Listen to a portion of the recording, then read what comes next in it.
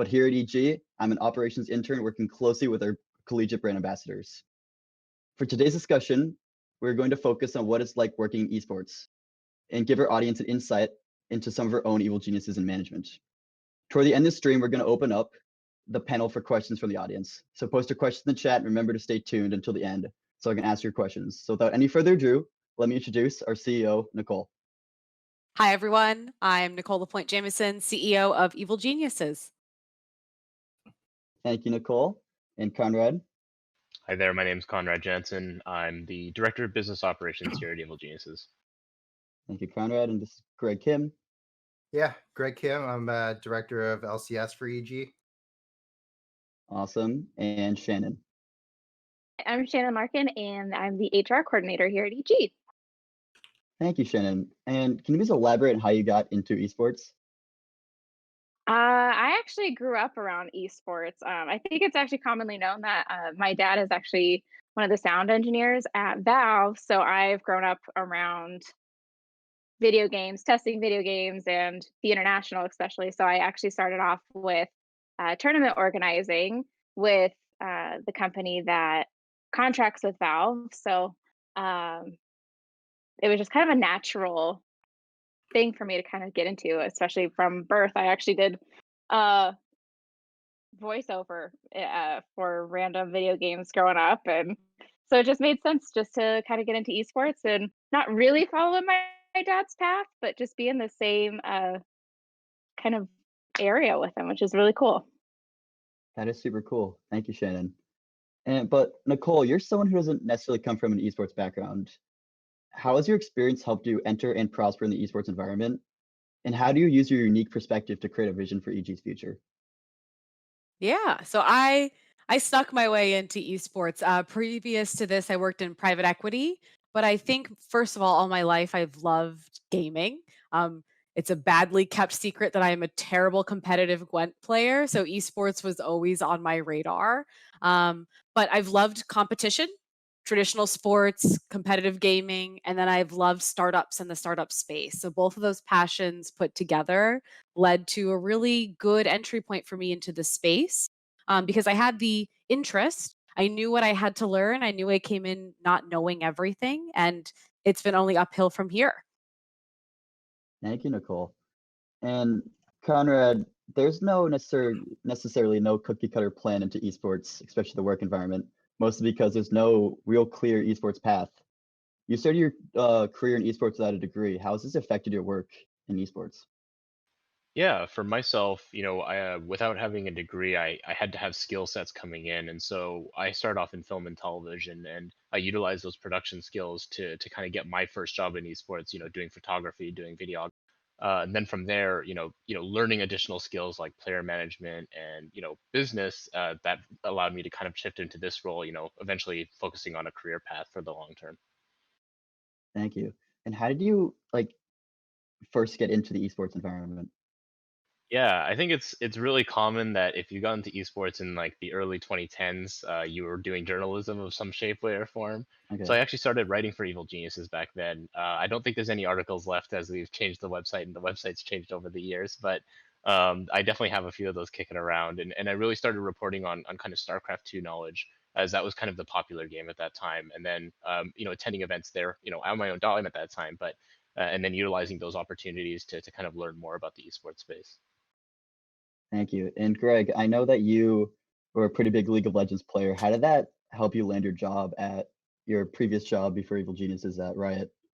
I don't think being good at League of Legends helped me land the job. Otherwise, I probably wouldn't have gotten it. But I don't know. I think it was a couple of things. I think the main thing being that I had professional work experience as an IT consultant before trying to work at Riot, and obviously I was coming from not obviously, but I was coming from a grad school background looking for an internship.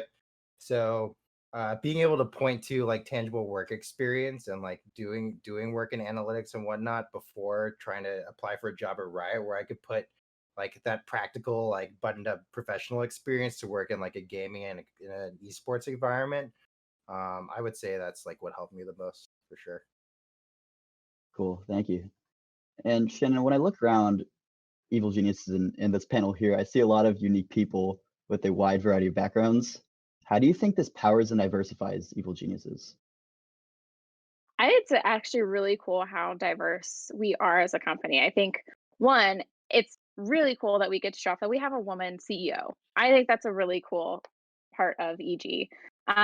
Plus, you have people from all different backgrounds all around the world. You know, we have Conrad and I who are college dropouts, and we have,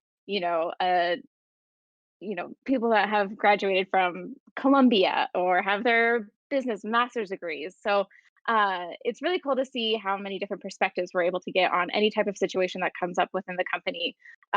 We get a lot of different feedback, and it's just really really cool to see where all of the different minds really mesh. And I think it really shows in the product that we're producing these days in EG. We're so diverse, and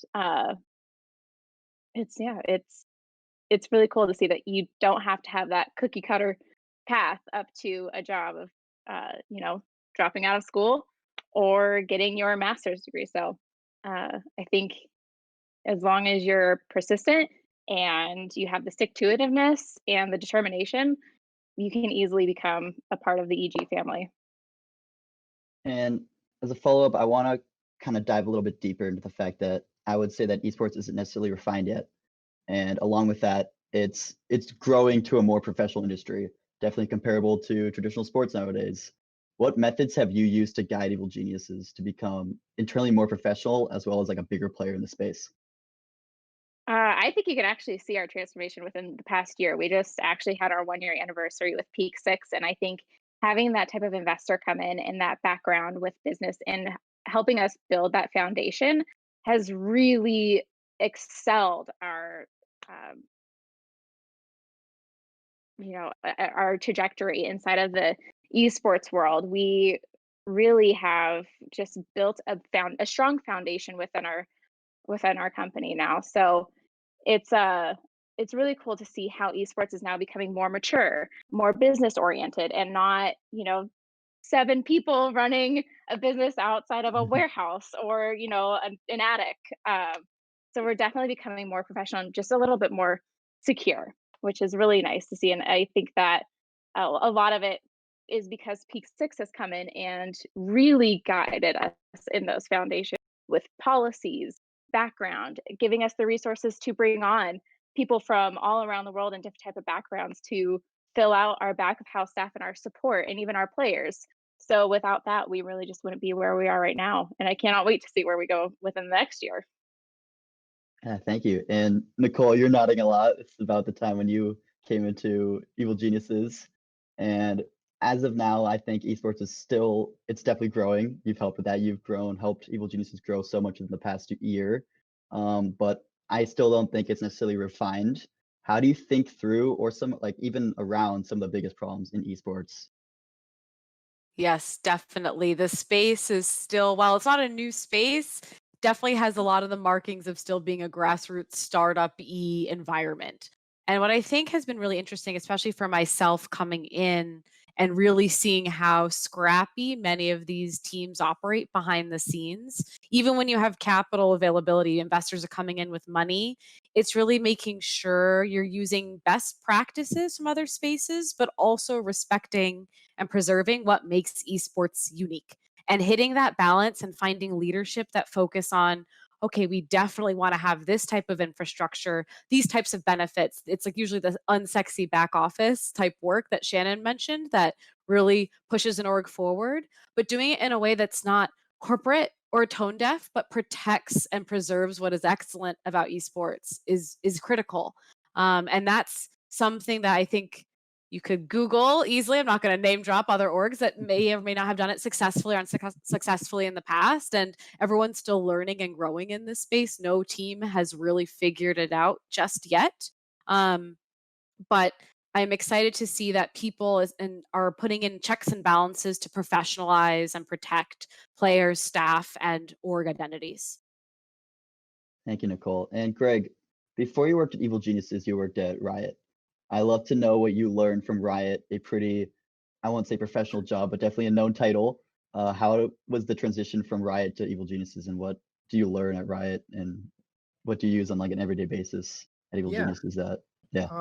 I think 100% like working at the league, like working at Riot and working on the LCS specifically first before jumping team side was definitely an eye-opening experience for me. I think like I'd watched League of Legends esports for a very long time, but getting to work on the league, you get to really understand like industry specific knowledge and what just like the general ecosystem is like.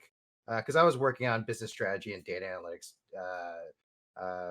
type projects when I was at Riot. So looking at things like LCS viewership, doing Yeah. audience research on like what like our fans care about and like how the game publisher thinks about the league. And that really gave me a sense for just like the ins and outs of what the LCS is as a product and sort of what the right things to care about are from like a business perspective. In terms of translating that over to coming team side, it both helps and it doesn't. I would say it helps a ton when it comes to like putting on like the business side of the director hat on, thinking about like advancing EG's interests and sort of where we stand vis-a-vis the other teams or how we think the league is doing since we're a partner with the league. But there are also just things about working on the team side that no job really prepares you for, whether it's just like figuring out a crazy visa situation, trying to like get your players supplies in the time of COVID, or just like dealing with interpersonal issues and just dealing with the stress of wins and losses, which admittedly is what I specifically signed up for, but I'm definitely going gray in this job a little bit. So it both did and it didn't. I think it was a great entry point for me to learn about the industry, like beyond just being a fan. But yeah, translate the team side is a different beast for sure, where the knowledge helps, but it's definitely a new job. Can you elaborate a little bit more on like what you do on like an everyday basis as the director of the LCS? Depends on the day of the week, if we're winning, if we're losing, and what else is going on. So I would say it's split in half. I would say like like I alluded to like the business cap and the performance cap, right? When I'm with the team, it can be as simple as just like tuning in and watching scrims, seeing how we're doing, checking in with the players and coaches, seeing how they're feeling about things and what they're doing. Maybe like even though my advice matters little, just offering a pointer or here or there, just giving our guys something to think about either strategically or interpersonally or just in terms of their mental health. And then on the business side, it's closer to closer to what I was working on at Riot. It's how is the league doing in terms of viewership? How are we doing as an LCS team? Like how is our brand fitting in compared to like some of the other teams in the league? What can we do to sort of strengthen our position there? Like if we're winning, how do we market that to people? If we're losing, what's our path forward and what's our position? So I think that answers the question. It's kind of like it's just kind of like two different worlds where like one's a normal office job and the other's kind of being in the trenches with the troops kind of thing. Thank you. And Conrad, you worked for Twitch before you worked for Evil Geniuses, or you first worked at Evil Geniuses and you went to Twitch. Now you're back at Evil Geniuses. What was your biggest takeaway from your job at Twitch, and why did you come back? I think the biggest takeaway for me was understanding a more professional environment. Twitch is owned by Amazon, as a subsidiary of Amazon, sorry. And so for me, I had a lot of this like kind of startup-y esports experience, and it wasn't really, I would say, business appropriate. And that's a skill set that I got to learn really heavily at Twitch. As I started to move a little bit more away from esports while I was, it gave me kind of additional opportunities and started to understand that space. And part of the reason why I wanted to come back to EG was to help provide that to future employees of this company and other people within this space, because I think it's important that we share those things that and we have to move forward as a professional organization. And I guess there's a couple personal things. I think for me, I'm originally from the Pacific Northwest, so being based in Seattle ain't that bad.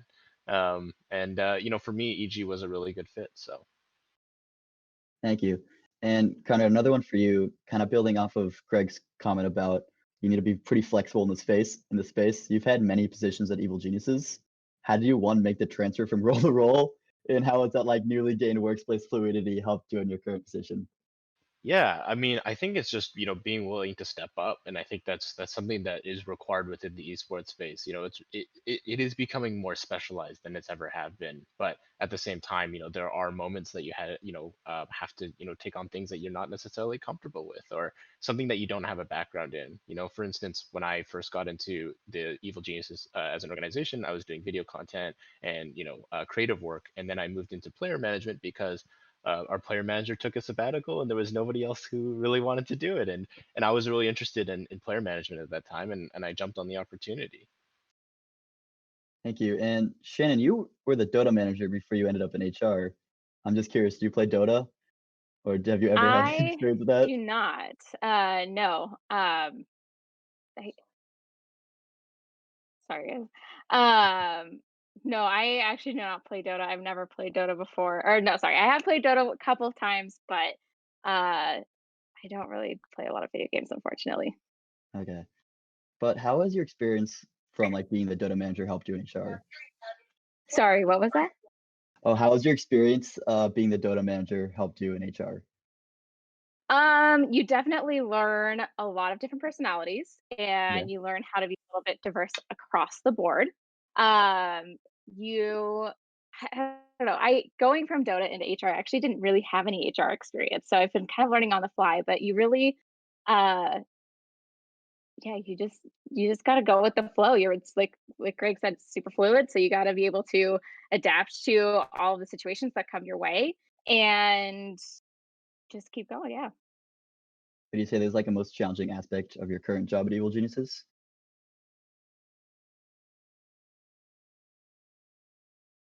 Visas. No kidding. What is I don't people? Just random situations. I think honestly right now, COVID is really the biggest pain in my rear end just because it's hard to manage teams. It's hard to connect people online. We would probably rather have this panel right next to each other from the office instead Yeah. of on a call. So I think right now it's just trying to figure out how to adapt to that situation, how to really figure out how to keep the business going and policies intact and morale high while being quarantined and really just having to uh roll with all the punches. Thank you. And you work with players on Evil Geniuses currently. How do you work with players like around the world? And how do you bring them all together, especially now during this hard situation? That I mean, obviously when we were traveling, it's really fun and it's fun to see all the different personalities and cultures come out and from everybody. But you also have to think about culture differences and language barriers and how do you connect their thought processes because everybody's you know growing up in different situations and different environments. So how do you bring them together? It's really, you lean on the coaches to really hone in on everybody's strengths and weaknesses and how they all complement each other. Um, but now here it's a little difficult having everybody remote, but I think we've done a pretty good job of keeping people connected. We've had several all org meetings now and trying to keep everybody in the know and uh just making sure we're all checking in with each other and doing okay and making sure that everybody's set up for success from their own home, honestly. Thank you. And Nicole, how has this transition from being in the workplace environment to online affected you in your day-to-day job? Besides my anger over signing two very expensive leases about a month before shelter in place, you mean? Oh boy, Um, yes. yes, that timing was not great. But it's a tongue-in-cheek joke I've been making with everyone who likes to ask, well, how has it impacted your business? How has COVID impacted esports? You know, gamers, the transition to work from home was on technologically or technology side was relatively easy. We had laptops, everyone brought their laptops home, our players had PCs. It wasn't a hard physical transition. What I think is tough to manage is my employee demographic skews in almost two bimodal areas. And the one I really worry about, and especially for our players, tend to be in this demographic, younger, home by themselves. How do you keep them feeling emotionally and mentally happy? How do you keep them feeling connected to the org? And how do you then take a lot of the cultural elements that were very much predicated on physical closeness and proximity, both in terms of how we work and function, but also how we interact and have and enjoy our day? How do you emulate that in a remote environment? And that's tough. This is unprecedented for most business leaders and businesses in the space right now. But I think what keeps us going is that we are lucky to be in a business that is a digital platform. And we are lucky to have partners and investors and fans that have been really flexible in understanding that we have to try new things and we're going to have bumps along the way. But working through and navigating uncharted territory, and still being able to actually compete and do what we do best has been a very good blessing for us. And aside from the COVID-19 challenge, what do you say is like the most challenging aspect of your job at Evil Geniuses as a CEO? I think the hardest part of being an esports CEO is people forget or oftentimes have never had experience in. I have a lot of bosses, and I don't mean investors, and I don't even mean shareholders. Your fans, your players, your community, your sponsors, like I have a lot of constituents to think of in every decision. And that's something that most people you don't get to really practice that in a lot of situations is how do you take in six very valid but often differing opinions and make a decision that is generally good for all of them. And that's tough because even the small things on the day to day side of how we operate at EG tend to have a ripple effect. And for me, especially being new to the space, having to learn the culture and the appetite and the interests of a lot of these constituents and groups that I have to think about frequently has a learning curve to it. But I can't say I've done it perfectly every time, but I'm lucky that at least we have general parties that are aligned with our vision and where we're trying to go, and benefit of the doubt. Thank you. And Conrad, would you like to elaborate on that a little bit? Sure. Do you mind repeating the question? Oh, I said, would you like to elaborate a little bit on that, as in like appealing to the community 24/7? Yeah, I mean, I think it's always something that's difficult, and Nicole has done a great job of that. From my personal perspective, it's difficult. Yeah, the multiple constituents, and I think there's a secondary side also of there's just always there is no playbook. There is ways to run certain businesses and that have existed for hundreds of years in some cases.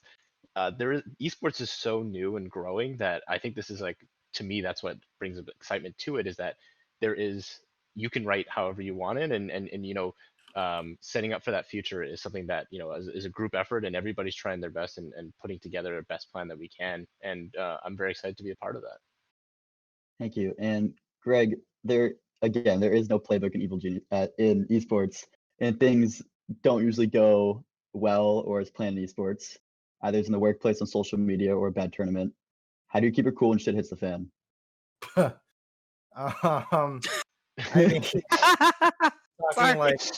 from a work perspective or emotionally, I think emotionally you just try to hold it together, right? But I think I don't know. I think when it comes to the actual job and the actual work, like it kind of depends on the moment, right? But I think one good example is like our free agency, right? I think when we joined the LCS, Evil Geniuses was effectively an expansion team without an expansion draft, right? Unlike some of the other teams that were coming back into the scene, we had zero assets, we had nothing. We just had like a franchise slot and like no players to our name. So like when you're starting from that position of like essentially nothing, right? Your outcomes can be like any wide range of the spectrum, right? So this is what made November and December particularly stressful. But we could have been like a bottom feeder team with just like no good players or no superstars or anything, like no superstar to market, no success on the Rift, like just trying to like put your hat in like your name in the hat and hope for the best. Or like on the other end, you can try to put together a competitor, right? And some of that comes down to totally like just what's available on the market. And I think like the best way we went about handling that situation and the stress was just trying to like build a framework around it, right? And I think like this is where I took a lot of cues from like a bunch of the people I've worked with in the past and some of my mentors. both like Andy Barton, our general manager, used to work for Clutch Gaming, who have roots with the Houston Rockets, and I had the fortune of working with Daryl Morey on the Sloan Sports Conference when I was at MIT. So sort of like tipping my hat off to him. Like we went for a play to put together a team with a lot of variance, right? And I think it's variance is something that's demonstrated in a lot of our players and in the way they play, our mid laner in particular. So like deal it. So I guess I kind of got sidetracked, but dealing with the stress of that situation, it's like, okay, like how do we approach this? How do we like put a framework to this? Like what are our options A, B, and C? Like let's just make sure we write it down on paper. Let's make sure we're not biased. And like, if you're confident in the decisions you make and that you've done all your due diligence, like there's no sense in regretting it. And I think some of that thoughtfulness has sort of come through in our recent success, like towards the end of spring split and this starts of summer, and hopefully we sustain that. Knock on wood. But as for the emotional side and the stress, I got nothing for you. Just like Okay. I can chill pass it on to Shannon. Shannon, how do you keep like the team calm during kind of stressful and uncertain times for Evil Geniuses? You have private ranting sessions. Okay. No, really one of my things that I've learned throughout different businesses is you don't let people see you sweat. So take a minute, take a breather, kind of run through the scenarios, run through what's going on, possible solutions, and tackle it. I mean, nobody's going to have the perfect answer all the time and nobody's going to have the perfect solution. But especially right now, I think every day is really throwing us a new challenge. And I think that we are, we're facing them head on. And I think we've done pretty well so far. But, I think when shit hits the fan, you gotta kind of take it for a minute and then see how you can spin it back. Thank you, Shannon. And Nicole, you're a person of analytics, and I am myself, and I like to always see like a clear path in the future. But that's again not always gonna be the outcome that we want. How do you personally like, take a step back and pivot your strategies to continue with your goals? This has definitely been the hardest in that for me personally, because I am someone that would never elect to live in the nebula or live in nebulous situations, but that's just not the reality of running and owning a business. And I would say in esports, it splits two ways, but typical business work and then competitive. Business work, I had a really good personal playbook. I live and die at the gym. I always try to go on a daily walk. I spend far too much time with my cat. You find your outlets to decompress. But on the competitive side, I mean, Shannon was there for most of me. The first time I had to let go of a player, was emotionally draining. When we lost at TI was probably my ugliest moment on camera. They had me all mic'd up, and I turned and I pushed my camera out of the way and go, get the F out of my face. Like those are hard situations to navigate from. When our LCS team lost against CLG last split, I was not responsive for a day. And those are things, it's not saying you get used to failure, but you have to, exactly as Shannon said, use that to fuel something positive, because you're going to have ups and downs on all fronts in esports, because there's no playbook. We're all trying to figure it out. And especially for EG, where it's been a big year of firsts for us, or returns or comebacks. There are a lot of stakes and everyone's really emotionally invested in all that we're doing. Myself, really deeply.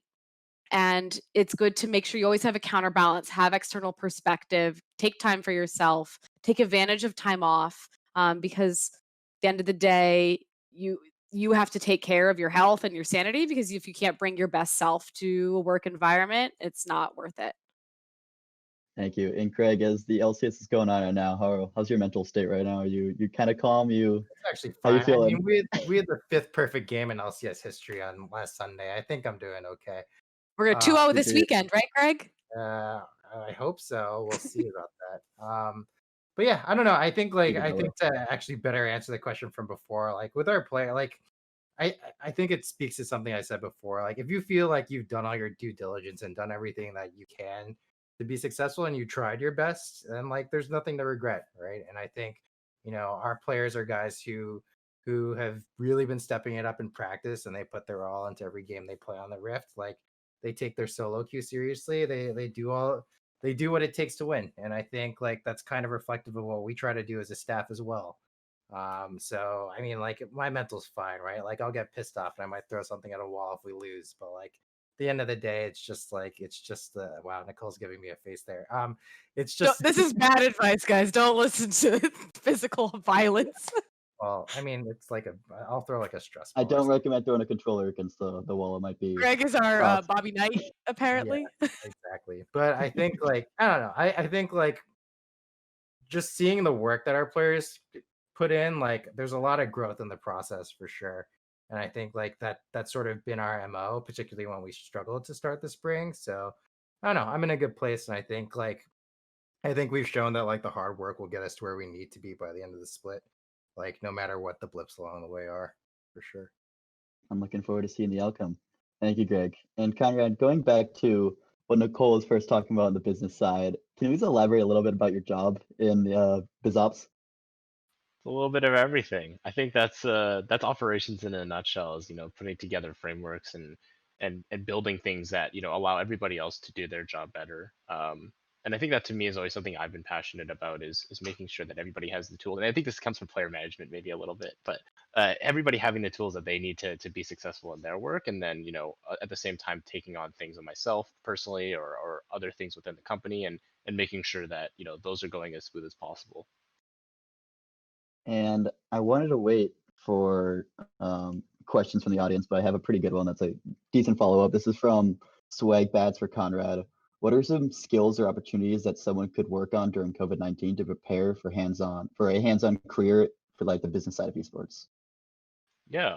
I think for myself, something that I found really useful, I didn't go to school, as you said earlier, but actually I take online courses in certain things. So I took a project management course, late last year. It took a lot of time, 6 months. But I think it was something that I found really, because I kind of was learning these things on the fly during the job at my time at Twitch, but actually formalizing it and bringing it together into something that I could like say, hey, I have this now. Was really, really useful. So I'd always recommend online courses. I think, finding what you want to be interested or do within esports is always something that I find really important. It is harder to be a generalist sometimes, but I think there's lots of really, skill sets, whether it be, marketing or, business like that Greg did, like those things are transferable to the esports space. So I think finding things that aren't just esports specific, but you think you can bring to esports is going to create incredible value, and I would recommend pursuing those. Thank you. And is there something that you wish you knew about esports before entering the field? When I first got into it, I wish I knew how little it paid. It was a very unaffordable industry It's when I bad first advice. started. But no, I think the thing I wish I knew more was, I wish I had more skills. I think that was the one thing. I learned a lot, but I think it was difficult for me to understand some of the other aspects. I think like sponsorships, which is a large part of esports revenue, is something I didn't understand. So when I was doing creative work, I was like, how is this relevant? I'm doing 20, recap videos. This doesn't make sense. And it took a long time for me to understand, how all the pieces fit together. And now I feel confident that I understand, those aspects, and I can help be that translator to some of the people within the organization. Thank you. And Shannon and Nicole, I'll let you ask Nicole first. But we spoke about how you need such a wide playbook of personal skills to enter the esports environment. What are you looking for in candidates who wish to work for Evil Geniuses, or just advice for people who want to enter the esports environment? I going first? Yeah. I have the answer that no one wants to hear, but it's the true answer. At least if you want to go team side, have technical experience in a functional area. I get a lot of super passionate people every day. I love League of Legends. How do I get a job at EG? I'm like, what can you do? That's what you like any other job in any other industry you need. Do you know marketing? Do you know sales? Do you know operations? Do you have HR? Like there's, especially in tier 1 esports orgs, it's a fully fledged company behind the scenes of the 5 to 10 players you might see on stage. And it covers a good breadth of skill sets that anyone with, whether you are a software engineer, a content creative, or even a project manager, like those are things that are really applicable. And so leaning in and trying to avoid, I think, to differentiate expertise and a functional area, and especially if you're in your career, expertise and interest in growing and learning plus passion, that's what makes you stand out. Because especially now, I can speak, if you guys know anyone, let me know. We're trying to hire a head of finance. Getting someone that is interested in the space but has the deep FP&A and accounting knowledge to do that type of work. The space is immature. There's not a lot of upward mobility of technical expertise and talent. And that's where new entrants are really, really interesting. So Thank learn you. skills.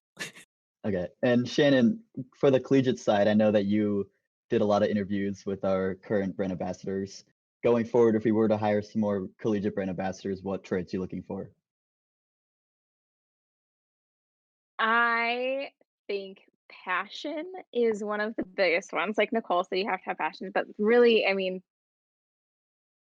what are you trying to do with your career? What are you trying to do with the rest of your schooling? Like how will EG be able to tie into that and help you drive success for the rest of your time in school or past school? Because, this is a really awesome opportunity for people to learn the inner workings of an esports organization, and who knows, maybe stay at EG, maybe, try to get a spot in EG, or go to another organization, or maybe stay and realize, hey, esports really is not for me.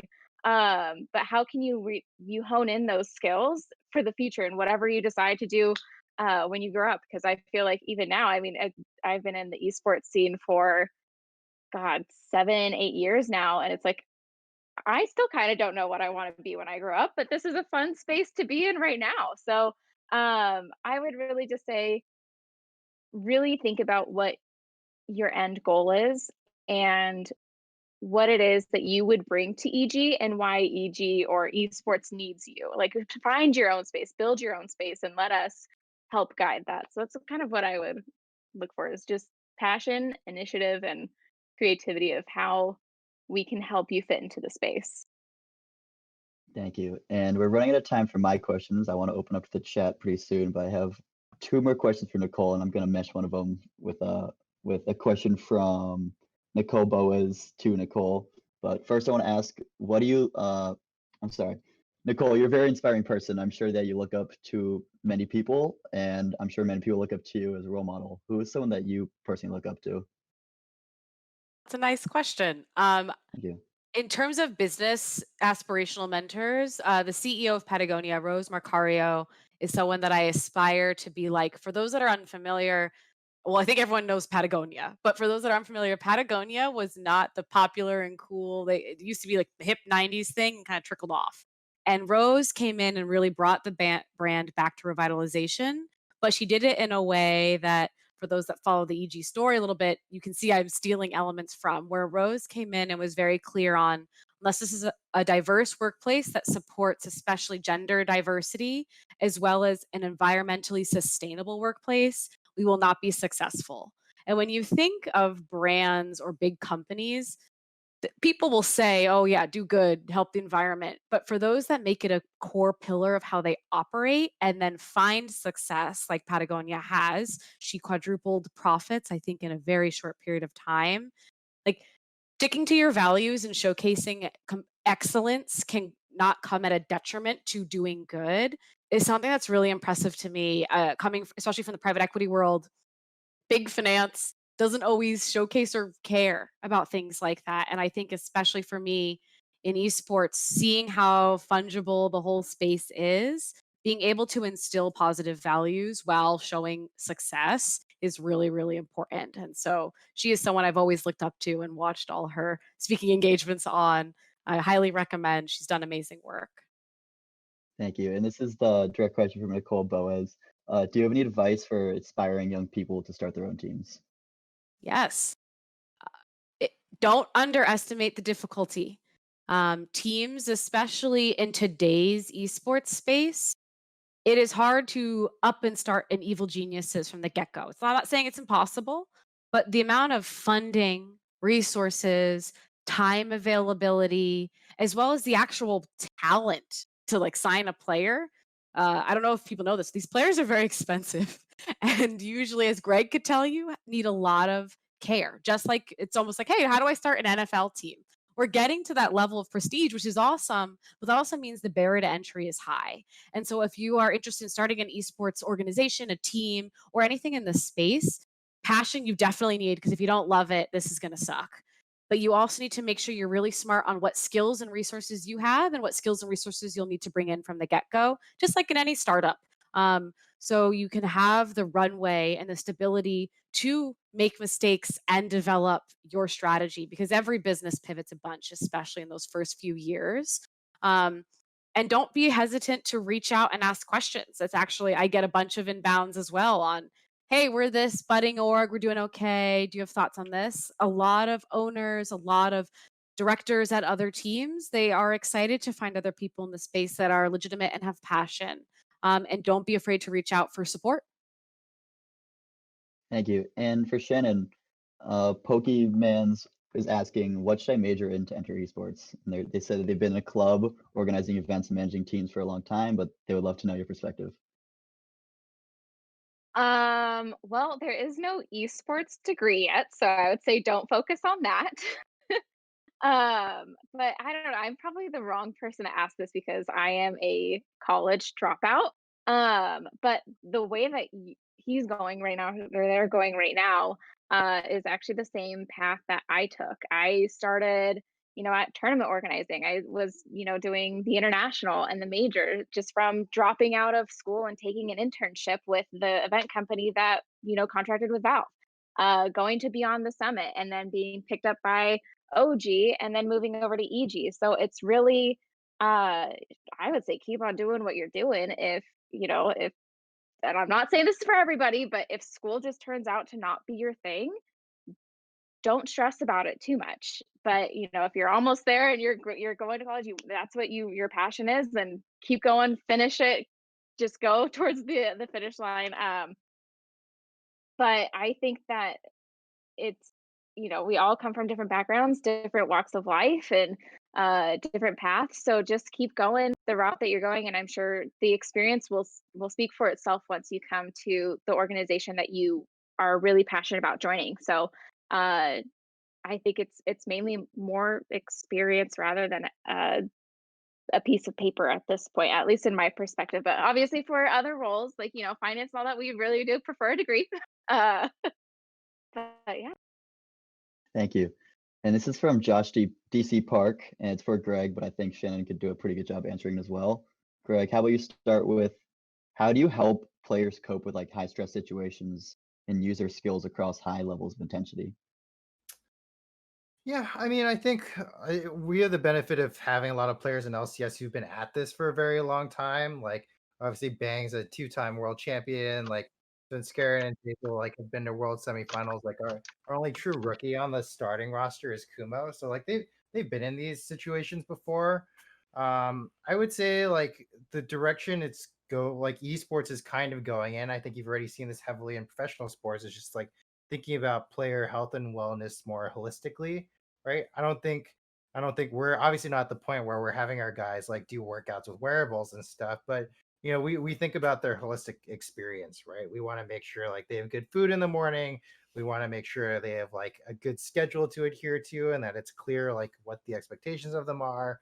And like just having that sort of structure in place goes a long way to just making sure they're prepared to compete every day, and it makes the wins feel good, and it also like makes the losses like this I'm talking a lot about this today, but it makes the losses less impactful because we trust the process, and like we think we believe we're going to get there, right? So I think specifically to the point of like mental health or helping players cope with high stress situations, like sports psychs are something that are definitely like coming more into uh are more common practice in esports. Like we've had a couple of our guys talking to sports psychs throughout the spring split and throughout the summer, and I think there's definitely an emerging role for that and a growing role for that. So we think about those things, and we just think about like, yeah, no, like not only mental health, but holistically, like how do we support these guys and make sure they feel like they have everything we need? Like if there's any reason we're going to lose, it's not going to be because we as an org have not supported them,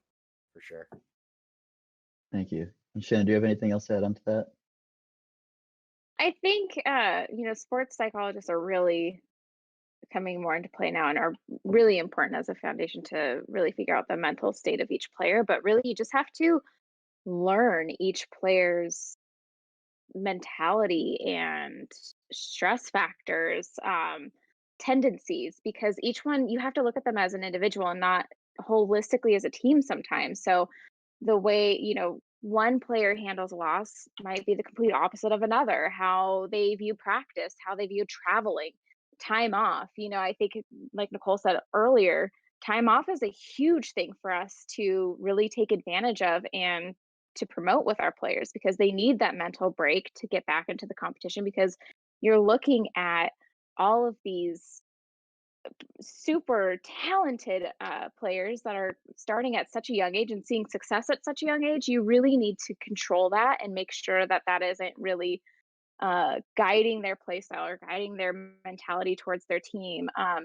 So it's really just creating some sort of individual plan for each of your players and really understanding each of them as a human and as a player, because that's really what's going to drive the success and the ways the teams function. Thank you. And another one for Greg. Besides performance and sports psychology, do you think there is a potential for any other domains of psychology in esports? I think it speaks to kind of what I said earlier, right? I think we just try to be thoughtful around outside of the sports psych, nothing immediately comes to mind, but I think it's just like how do we increase like the holistic experience for our players, right? I think you see some orgs in Europe, for example, have like performance coaches, right? Where like they really dig in with their players and they have fitness programs and like nutritional programs and they go like A to Z. I don't think we necessarily have the guys on our roster, or we were ready in year one to like take that full blowout step where we have like physical workouts and nutrition plans for our guys. Like I think our guys appreciate a little bit more freedom than that. But those are definitely areas where those are a potential next step for esports, right? I think like traditional sports teams have gotten a lot out of those types of programs, and it's something we could look at and think about. But it was our first year as an org, so we figure kind of light footprint and see what we need and see where it takes us. Thank you, Greg. You don't make your players work out, or you Yeah. don't force them to. Okay.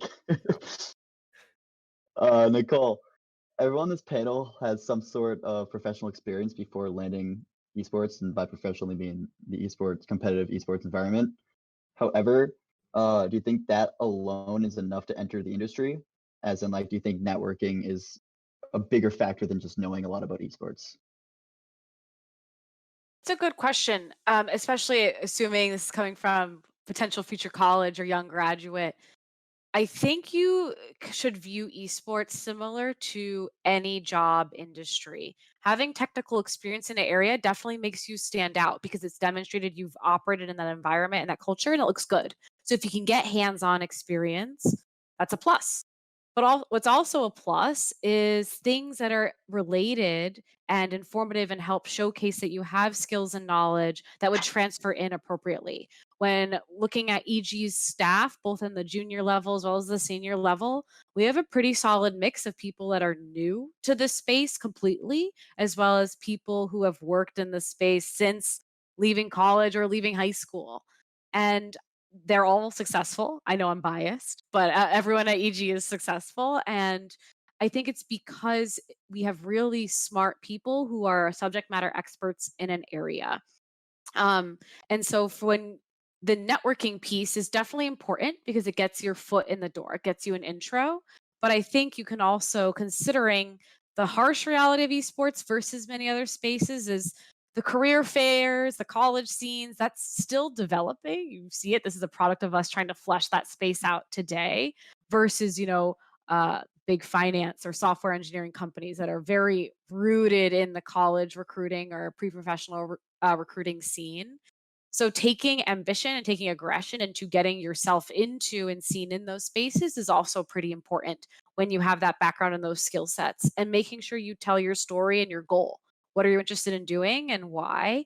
Um, One thing I think people forget about, but is also an interesting opportunity for entering this space, is entering a peripheral related field.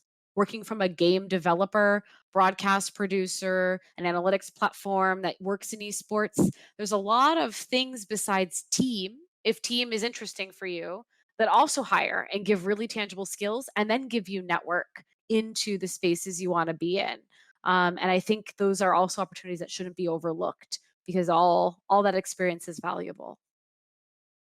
Thank you. And that question was from Unlocked07. Thank you. And thank you, Nicole. I have another question for you. I don't know how much you can share, but what's next? And how are you Oh, able to maintain creative and I got keep creating nervous. new things for ET? Yeah. What's next? Oh man, what isn't next? As you guys are all seeing and breathing and experience right now, we've just kicked off our inaugural college intern and ambassador program, which so far has been a great success. So I think you can see much more of us trying to facilitate the future geniuses in esports to come. Um, I don't know if it's up yet, but Shannon could keep me honest. We have 11 job openings coming our way, many in the creative scene and space, which should hopefully give indication. Tell your friends or apply yourselves, but should hopefully give indication that we are really looking to ramp up and lean into this brand voice and this brand identity that's differentiated in the scene and having fun with it.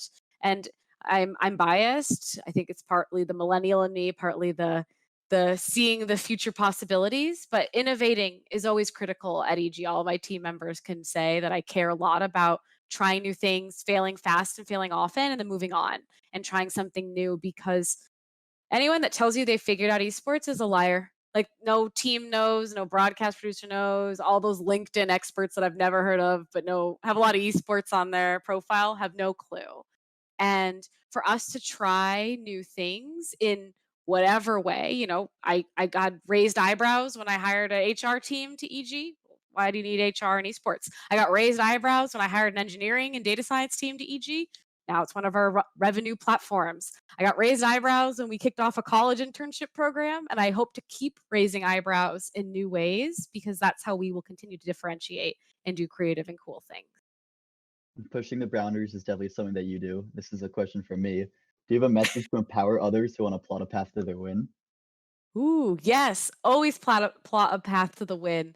So one of our EG brand values is important, because what resonates with me when making this value in particular was that it's important to remember where you came from and like why, what had been done, what had failed before, but never get comfortable in the, well, this is how it's always been done. I think people get trapped in that mentality of, I'm not going to try this because this, or I'm comfortable at maintenance, as my team will also say, which maybe is good or bad in some situations. I hate yes men and I hate status quo people. This EG is not the 9 to 5 company. There are many 9 to 5 companies that are great. We are not one of them. That's not the culture I try to create, because I'm trying to figure out how we don't just be okay with other teams. How are we indisputably the best? And that's not just competitively, that's culturally, that's operationally, and that's financially. And those are all a lot of things to overcome. And I want to move fast. And I'm pleased that I have such a strong team to help us all get there together. But it's a big push. So always keep thinking forward and remembering where you came from. Thank you, Nicole. And the next question is from Brigadier Bun Bun for Conrad.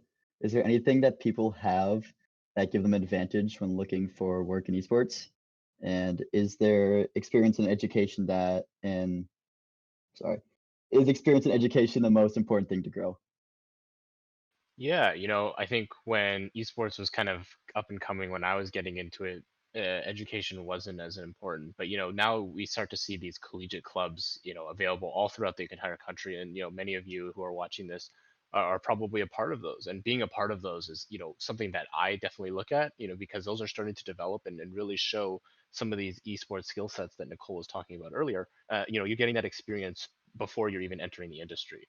And so when I look at that, I see, hey, this is somebody who obviously shows interest in the field, and then also is gaining the skill set to contribute to a team almost immediately with something that they've developed within the collegiate scene. In terms of specific skills, depends on what you want to do. But I do highly recommend that if you are focusing on a certain degree or focusing on certain programs, that maybe find something that you think could be complementary to the esports scene. And like Nicole was mentioning earlier, that things are who knows, raising eyebrows, for instance, just there are probably things that people aren't thinking about, and if you think you can contribute to EG or another organization or within esports itself with something that nobody's thought of before, I would love to see it, because I think that to me is the whole point of like why I got into esports, is doing something that was cutting edge and really interesting that nobody else is going to be doing. Thank you. And Conrad, can you list every title you've had at Evil Geniuses before you ended up in business operations? Well, back when I was at EG, I don't think we even had titles, but so I started off doing writing, and so I was a content creator for the website, and started off writing articles within the StarCraft 2 scene. From there, I moved into videography, which ended up becoming like a creative role, and so there's some old EG announcement videos that you probably seen my name on back in the day, and then from there, I moved into player management. Now that I was doing kind of on the side, and assisting, people. I kind of talked about it earlier. And so, and back then, player managers actually didn't focus on a singular team. It was all teams, which is not which I'm sure we've learned is not a good business practice. And Sounds that's why we don't exciting. do it today. And then from there, I ended up going to another organization, and then to Twitch, and then actually ending up back here at Evil Geniuses now, doing director of business operations. Thank you. And this one is from Pink to Greg. With EG returning to the LCS after a long period of time, what has been the most challenging aspect of winning over LCS viewers again? Yeah, I think like the most challenging or annoying thing is like it doesn't happen overnight, right? I think like we're for most intents and purposes a new org, even though EG was back in the LCS way back when. And like we have a bunch of familiar faces, right? All of them, for the most part, our guys have been playing the LCS. Fitzgerald's like a split removed from being the MVP. Like Bang has 2 world championships. Like so I've already listed their accolades. So I think it's just kind of it's understanding that it doesn't happen overnight, and it's a holistic thing from our org that I think we need to work on. Like I think it didn't help that I think we started the spring split kind of slow, but once we found our groove, like coming into playoffs in the spring, like people were talking about us a bit more. Hopefully, like if we get good results this weekend, like it'll give people something to talk about. But it's tough for sure. Like I think if you ask me personally, like I'm not really happy with like the amount of coverage our perfect game got last Sunday, for example. And I think it's partially because like we don't and we can't expect to have the following of like an LCS mainstay like TSM or Cloud9 like right off the bat, right? I think that's something that to a degree is earned by consistency in winning and success on the Rift, which we're doing our best to get more consistent there. But I think it's also figuring out sort of where we stand in the LCS and what our brand, what our what the symbol is that we're going for with our brand, right? I think like people say FlyQuest, you immediately think of like Go Green or like Save the Turtles or whatever, right? And I think like TSM and C9 have histories to point towards, and Liquid has like their back to back to whatever success over the last couple of years. So I think it's a combination of time, and I think figuring out like as our org just like what our voice is and where we fit in, and I think the viewers and the fandom comes there. I think we're already getting the sort of attention, and we have a budding rivalry with FlyQuest, and like we've planted ourselves in the ground, which is a good thing. And I think it's up to us to figure out how we grow it from there and really give people a reason to like be fans of our org and like build on that momentum. And like I think the main thing is just making sure that from a competitive perspective, like we're successful and we give people something to cheer about. That's probably the most important thing for now. All right, thank you, Greg. And we're running out of time. I would like to thank all our viewers, and a special thanks to our incredible panel. Thank you, all of you. Also, shout out to our socials. Please follow all of us on our socials. They're under us. Follow me on Instagram and everyone else on Twitter, because I don't use Twitter a lot, unfortunately. But now I'd like to pass the outro baton to Nicole, or Evil Ruler, to wrap things up for us. Thank you, Nicole, and thank you, everyone else. Yes, thanks so much, Ben, for having all of us. And for listeners, thank you for watching. This is exciting for us as we really like and want to encourage the up and coming geniuses and market shapers and esports industry movers. And the more we can do to provide resources, I hope you took some good learnings and hope to see you watching our games and matches for years to come. Thank you, Nicole. Thank you, everyone else.